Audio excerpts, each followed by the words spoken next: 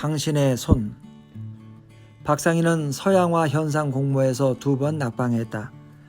졸업한 첫 해는 미술진흥원의 연례 공모에도 출품했었는데 입선자 20명 중에 들지 못했고, 그 다음 해에는 언론사가 미대 졸업생들을 대상으로 현상 공모한 전시에서 낙방했다. 미술진흥원의 공모 행사는 입선자들에게 정부기관에서 발행하는 인쇄물의 디자인일을 우선적으로 배정해 주겠다는 특전이 딸려 있었다.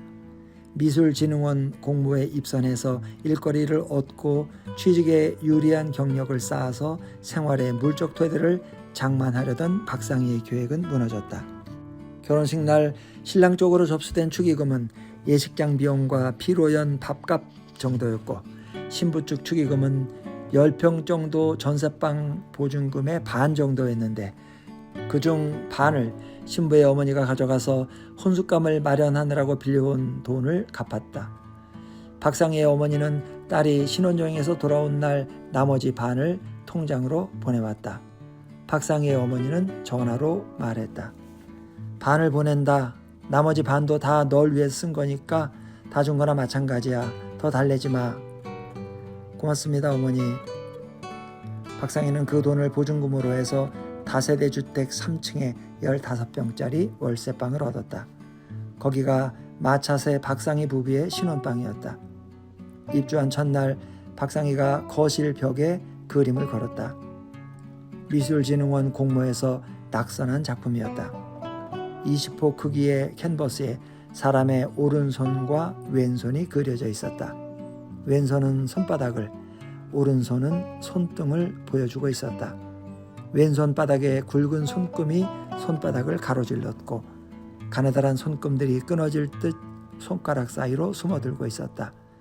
손금들은 손바닥에 가득 깔려서 큰 흐름에 합쳐져서 저편으로 건너가거나 공간에서 길이 끊겨 살 속으로 스미듯 실종되었다. 오른손 손등에는 푸른 핏줄이 손가락 끝쪽으로 흘러갔고, 바람이 부는지 손가락 마디 위에 잔털이 흔들려 보였는데 손톱 아래쪽에서 먼 동이 트고 있었다. 마차새가 벽에 못을 박아서 그림을 고정시켰다. 박상희가 손바닥을 펴 보이며 말했다. 내 손을 그린 건데 내 손 같아? 글쎄, 누구 손인지 너무 가늘다. 저 손으로 어떻게 연장을 쥐고 살아갈 수 있을지 모르겠네. 힘을 그리려고 했던 게 아니야. 힘은 형태 밑에 숨어 있는 거지. 손이 처한 순간을 그리려고 했어. 그래? 어렵다. 박상희와 나는 그 그림의 제목을 당신의 손이라고 정했다. 당신의 손이 벽에 걸려 있으니까 마차새는 연립주택 3층의 월세방이 오래 살던 방처럼 느껴졌다. 밤에는 가로등 불빛이 흘러들어와서 당신의 손을 비췄는데 그때 손은 액자 밖으로 나와서 공간을 떠다니는 것처럼 보였다. 미술학원은 아파트 단지 입구 상가 빌딩 2층에 있었다. 원장은 미술, 컴퓨터, 사진, 일본어 강좌를 차려놓고 강사를 고용해서 학원을 운영하고 있었다. 미술 과정에서는 초중생들이 연필 그림, 물감 그림의 기초를 배웠고, 나머지 과정은 낮 시간에 아파트 내의 주부들이 수강했다. 수강료는 강사와 원장이 반씩 나누었다. 방학 중에는 수강생들이 몰려서 오전 반, 오후 반으로 수업을 나누었다. 박상희는 오전 반, 오후 반을 모두 맡았다. 아파트 단지 길 건너 공원에는 소나무, 자작나무, 벚나무 등이 자라서 숲을 이루었고, 여름에는 호수에 연꽃이 피었다. 심은 지 오래된 소나무들은 뿌리가 자리를 잡아서 가지들은 구부러지고 휘어졌고, 숲 위에 거북 문양의 껍질이 덮였다. 소나무 가지들은 사람이 예측할 수 없는 방향으로 돌연 비틀리고 휘어졌는데 그 구비마다 힘이 맺혀 있었다.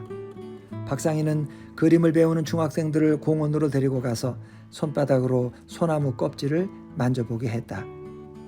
천천히 잘 만져봐. 잘 들여다보면서 만져보고 눈을 감고 만져봐. 그림을 잘 그리려면 잘 만져봐야 돼. 박상희는 아이들이 손바닥으로 느끼는 소나무 껍질의 느낌이 아이들의 마음에 깊이 저장되어 있다가 종이 위에서 선이나 색으로 드러나기를 바랬다. 느낌의 내용을 말로 타인에게 전해줄 수는 없었고 느낌을 느끼게 해주는 것만이 교사의 일이라고 박상희는 생각했다. 박상희는 아이들을 데리고 토끼, 다람쥐 사육장 앞에 가서 동물들의 손짓, 발짓, 표정과 움직임을 들여다보도록 했다. 박상희는 아이들이 다람쥐와 토끼의 몸놀림에서 생명의 느낌을 얻기를 바랬다. 박상희는 또 유자 껍질, 조개 껍데기, 달걀 껍데기를 교실에 가져가서 아이들에게 만져보도록 했고 눈을 감고 서로 얼굴을 더듬어 보도록 했다. 선생님은 손으로 만져본 느낌을 그릴 수가 있나요? 라고 중학교 3학년 여학생이 물었다. 그릴 수 없어도 그 느낌을 가지고 있어야 그림을 그릴 수가 있어 라고 박상희는 대답해 주었지만 전달되거나 이해될 수 없는 말이라고 스스로 생각했다. 박상희는 아이들이 종이나 캔버스에 선을 긋고 물감을 칠할 때 그 종이나 캔버스를 빈 공간이 아니라 이 세상으로 받아들여 주기를 바랬으나 그 바람 또한 이해받기는 어려웠다. 어머니들이 박상희의 수업 방식에 항의했다. 어머니들은 원장에게 전화를 걸어서 아니 맹인 훈련을 시키는 겁니까? 라고 말했다. 아이들에게 더듬기, 만지기를 시키지 말라고 원장은 박상희에게 경고했다. 박상희는 원장이나 학부모를 설득할 수는 없었다. 사물을 손으로 주무르고 거기에 몸을 비비지 않고서는 종이 위에 선을 그을 수 없다는 것을 박상희는 남에게 이해시킬 수 없었고 왜 그런지를 자신에게도 설명하기 어려웠다. 박상희는 야외 수업을 중단하고 실내에서 사생을 가르쳤다. 자연광 체험이 부족한 아이들은 빛과 어둠이 서로 스미고 벗어나면서 만나고 헤어지는 시간과 공간을 들여다보지 못했다. 아이들의 감각은 사물에 활짝하지 못했고 박상희는 자신의 수업이 아이들의 마음에 자리 잡지 못하고 있음을 알았다. 10월이 지나도록 마차새는 취직하지 못했다. 입동이 지나고 바람이 서늘해지자 세상은 더 회행했다. 박상희가 오후반 수업에 가는 날 마차새는 집에서 저녁 밥상을 차려놓고 아내를 기다렸다. 마차새는 2인분 쌀을 씻어서 전기밥솥에 넣고 스위치를 올렸다. 매 끼마다 반찬은 3가지를 넘지 않기로 둘이서 정했다. 생선을 좋아하는 마차새는 고등어를 굽거나 김치에 통조림 참치를 넣어서 찌개를 끓였다. 마차새는 박상희가 돌아온 시간에 맞추어서 고등어를 구웠고 쌀을 안쳤다. 쌀이 끓기 시작하면 증기구멍으로 김이 뿜어져 나왔고 방 안에 밥 익는 냄새가 가득 찼다. 밥 익는 냄새는 처음에는 추수를 앞둔 가을론의 벼냄새가 바람에 실려오는 것처럼 멀었고 차츰 진하게 자리 잡아갔다. 밥이 익는 냄새 속에서 마차새는 바람에 날려와서 연고 없는 땅에 떨어져 겨울을 맞는 홀씨 한계를 생각했다. 밥이 뜸드느라고 전기밥솥이 부글거리며 뜸을 넘겼다. 밥이 익는 냄새 속에서 마차새는 직장에서 해고되던 날 저녁에 그 정막을 생각했다. 그때 조용히 개인용품을 챙겨서 돌아간 사람들도 지금 전기밥솥으로 저녁밥을 지으면서 밥 익는 냄새를 맡고 있을 것이었다. 밥이 익는 냄새 속에서 마차새는 세상으로부터 겉돌고 헤매다가 죽은 아버지와 그 아버지의 하중을 피해서 멀리 나간 형을 생각했다. 2달에 한 번 집에 돌아오는 아버지는 어느 해 겨울에 언 고등어 한 손을 들고 있었다. 어머니는 닭 모이로 쓰려고 김장시장에 배추 쓰레기를 거들어 가고 없었다. 그때 마차새는 아버지가 사온 고등어를 석쇠에 얹어서 아궁이의 인걸불에 구웠다. 고등어는 등에서 푸른 빛이 났고 토막은 두툼해서 먹을 것이 많았다. 냄새도 식량이 되는지 고등어 굽는 연기는 고소하고 기름져서 냄새만으로도 먹고 있다는 식감을 주었다. 냄새는 그 냄새를 발산하는 음식을 먹고 있다는 느낌을 몸속에 퍼뜨렸는데 그 환상에 끄달리면서 배는 더 고팠다. 아버지는 늘 밥숟갈이 넘치도록 밥을 떠서 입에 넣었다. 숟가락질 서너 버리면 밥 한 그릇을 다 비웠다. 밥을 넘기고 고등어구이를 넘기고 물을 넘길 때 아버지의 목을 때는 심하게 흔들렸다. 밥이 식도를 넘어가는 과정이 밖으로 드러나는 듯했다. 밥 익는 냄새와 고등어를 굽는 냄새 속에서 죽은 아버지가 떠오르는 까닭은 알 수 없었지만 그 연상작용은 어쩔 수 없었다. 마차새는 어쩔 수 없다고 스스로에게 이해시켰고 그 연상을 내버려 두었다. 아버지가 세상에 활착하지 못하고 떠들면서 찾아 헤매던 것은 대체 무엇이었을까? 그것이 왜소하고 초라한 것이었다 하더라도 무방할 것이고 부끄럽지는 않을 것이었는데 그 초라한 것들을 세상에서 이루기는 왜 그렇게 어려운 것이었을까? 아버지에 대한 생각은 일상의 밥 먹기나 겨울의 추위나 음식 냄새의 끄트머리에서 살아났다. 겨울방학 동안에 박상희는 학원에서 오전 수업, 오후 수업을 마치고 나서 저녁에는 미대를 지망하는 학생을 개인 지도했다. 박상희는 저녁 8시쯤 집으로 돌아와서 마차새가 준비한 밥과 반찬으로 저녁을 먹었다. 고등어를 구웠구나. 현관 들어오면서 알았어. 환기를 시켰는데도 냄새가 나는구나. 그런데 당신은 고등어 굽는 냄새랑 조기 굽는 냄새를 구별할 수 있겠어? 어려운 질문이다.